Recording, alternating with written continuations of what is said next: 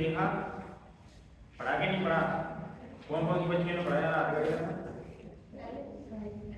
जो मैंने कल पढ़ाया था वह किस किस ने पढ़ा था? हाँ अनुष्का, नियोजन क्या होता है? नियोजन बताओ। हाँ बताओ, आवाज निकले सुने। तरीके से किसी कार्य की प्राथमिकता को पूरा कर उपयुक्त साधनों के आधार पर पूर्ण निश्चित लक्ष्य को प्राप्त करना। एक बार इधर बताओ।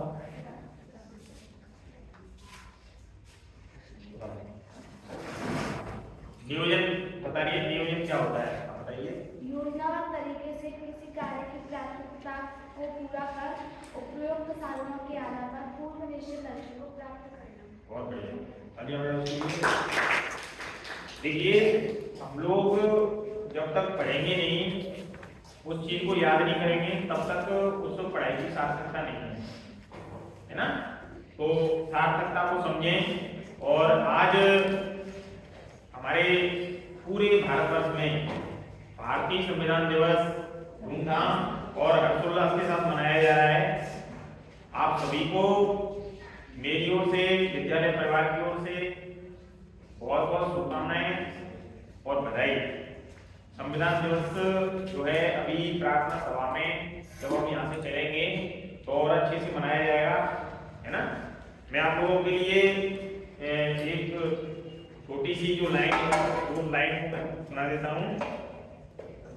वो शख्स में सदियों की मिसाल दे गया, वो शख्स में सदियों की मिसाल दे गया, संविधान रचा और समता की मसाल दे गया, संविधान रचा और समता की मसाल दे गया।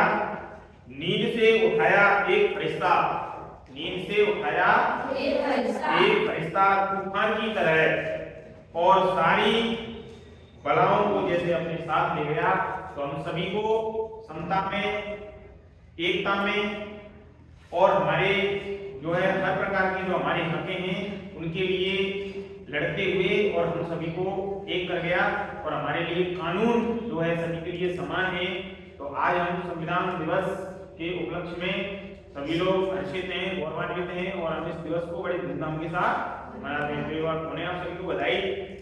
मैं पाठ की शुरुआत कर रहा हूँ। आज इसका पाठ सेकंड हम लोग देखते हैं। कल हम लोगों ने देखा था कि जो नियोजन है और सतत पोषणीयता है वह किस तरीके से जो है उसके नए पहलुओं के बारे में हम लोगों ने चर्चा करी।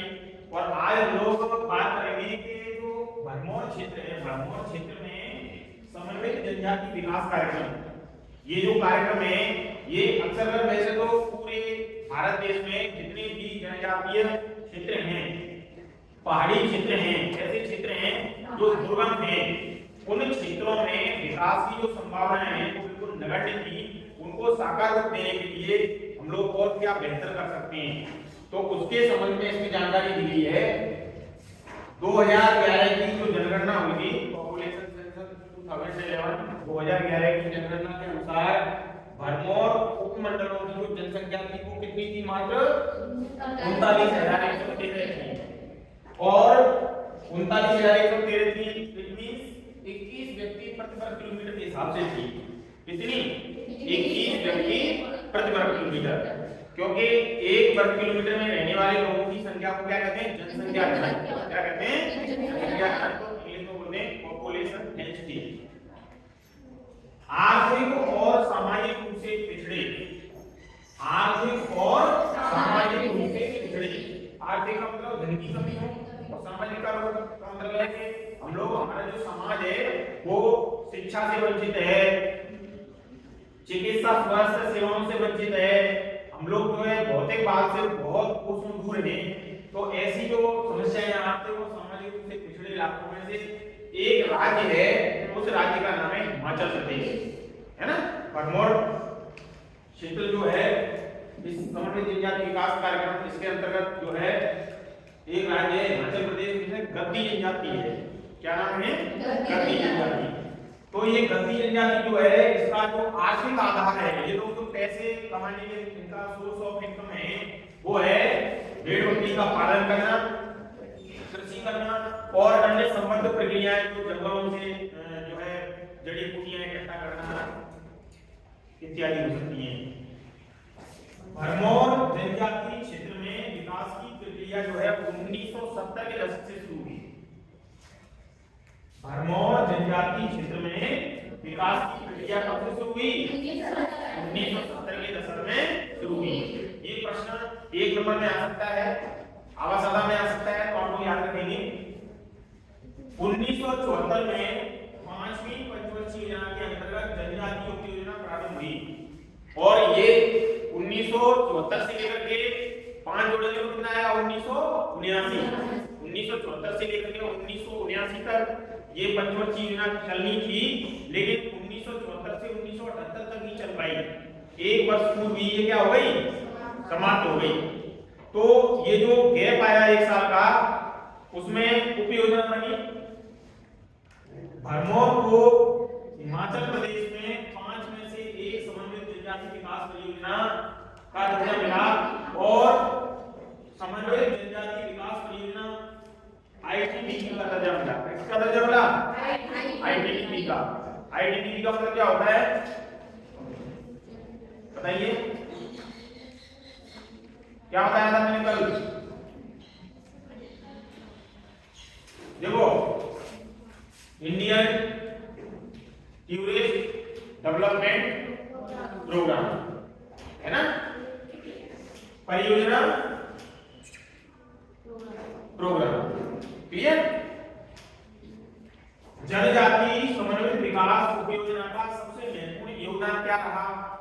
जो जनजाति समन्वित विकास उपयोजना बनाई, उनका सबसे महत्वपूर्ण परिणाम क्या रहा? उसका सबसे महत्वपूर्ण परिणाम ये रहा कि पहले स्कूल नहीं थे, वहां पे स्कूलों को खोला गया।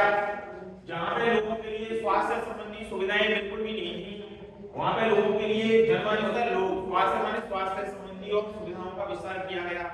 वहां पे जो है मेडिकल फैसिलिटी जो है प्रोवाइड करवाई गई लोगों के लिए, और पेयजल, पीने के पानी की जो समस्याएं थी, ये पीने के पानी की समस्याओं का जो है निराकरण हुआ। इसके बाद में जहां पर सड़कें नहीं थी, वहां पे क्या बनवाई गई? सड़कें बनवाई गई।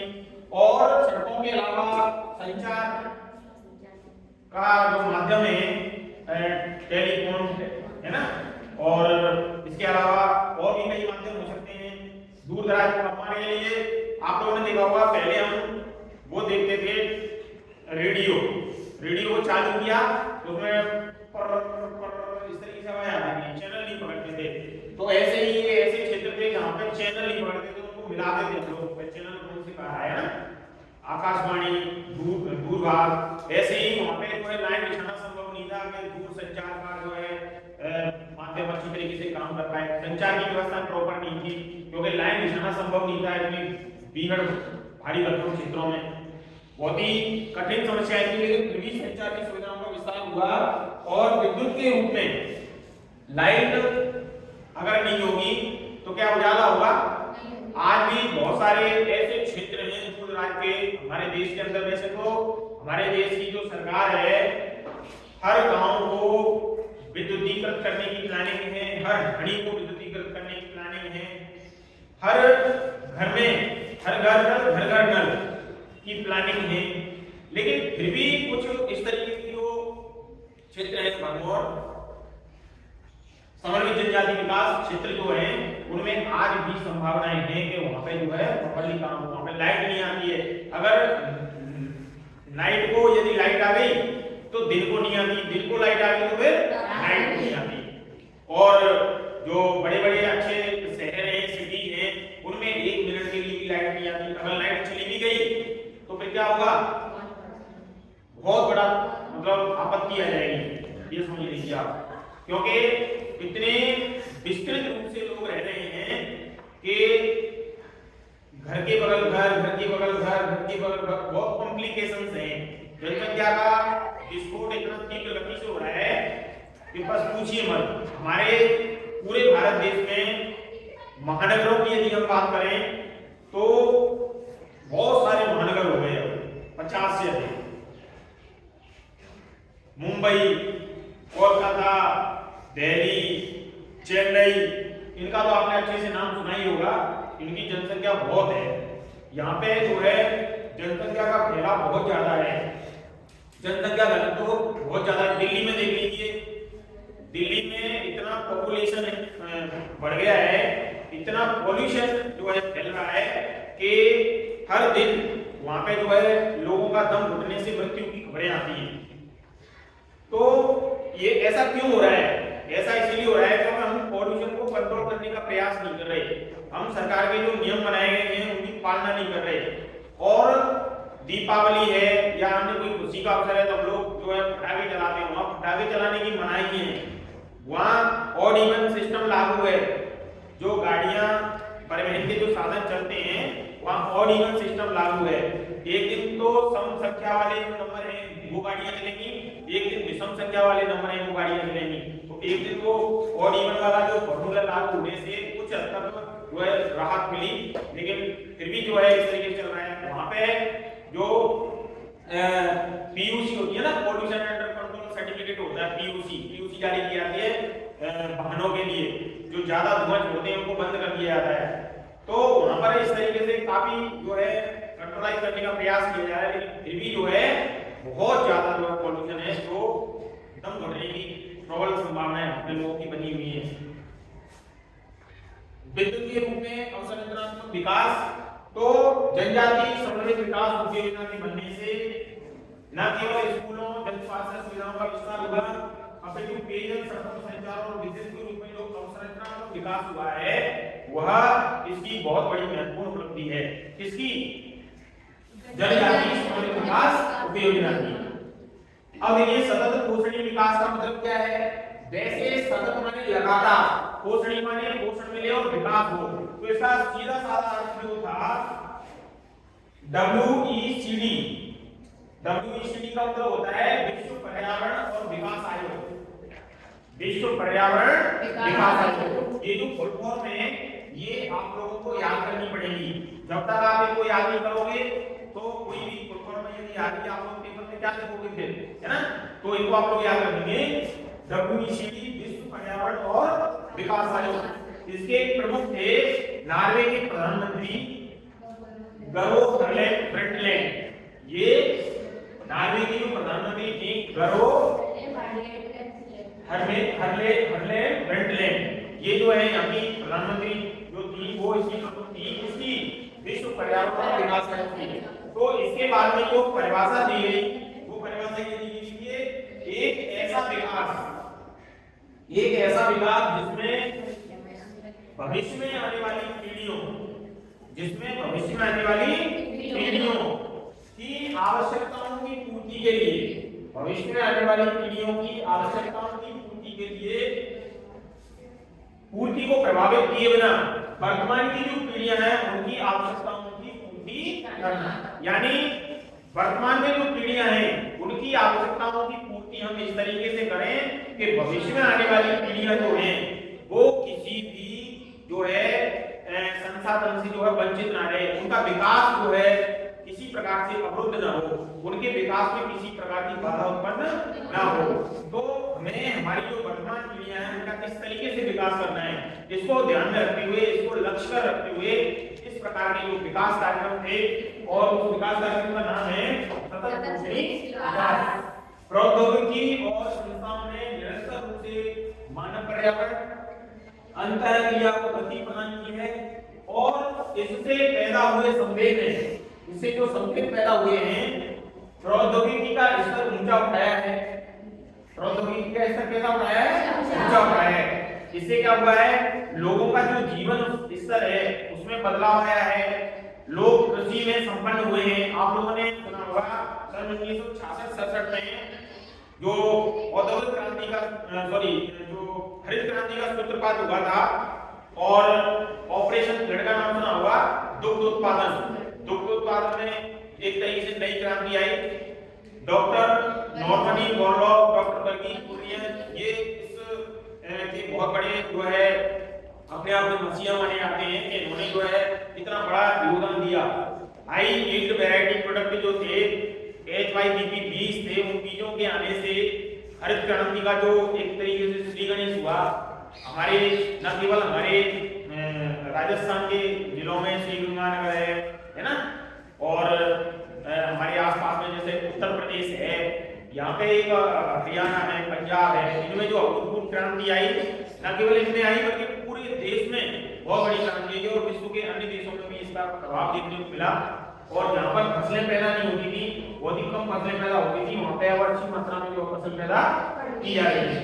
तो प्रौद्योगिकी का स्तर ऊंचा उठाया है, विकास की संकल्पना गतिक रूप से सार्थक हुई है, और जो विकास की संकल्पना है उसको गति मिली है, वह गतिक रूप से सार्थक हुई है।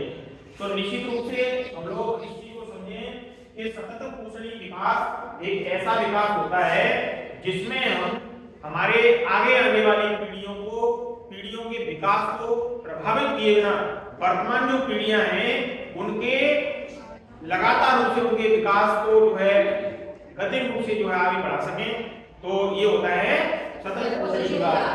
तो भरमौर क्षेत्र में समन्वित जनजाति विकास कार्यक्रम जो था, इसमें आप लोगों को हिमाचल प्रदेश का नाम याद रखना है। कौन सा?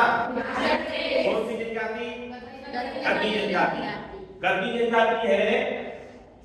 इसका आर्थिक आधार क्या है? भेड़ों का पालन, कृषि और अन्य संबंधित जो प्रक्रियाएं हो रही हैं।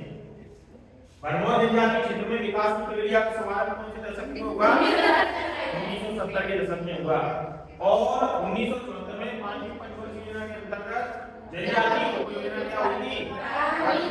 5वीं पंचवर्षीय योजना जो है वो 1974 से 1979 तक चलनी थी, लेकिन एक वर्ष पूर्व समाप्त होने वाली पंचवर्षीय योजना 1978 में ही समाप्त हो गई। और बाकी का मैंने आप लोगों को समझाने का प्रयास किया है। आप के लिए अगली जो क्लास है उसमें ये पूरा पाठ अच्छे से खत्म हो जाएगा। आप लोग पढ़ के आए, ठीक है ना?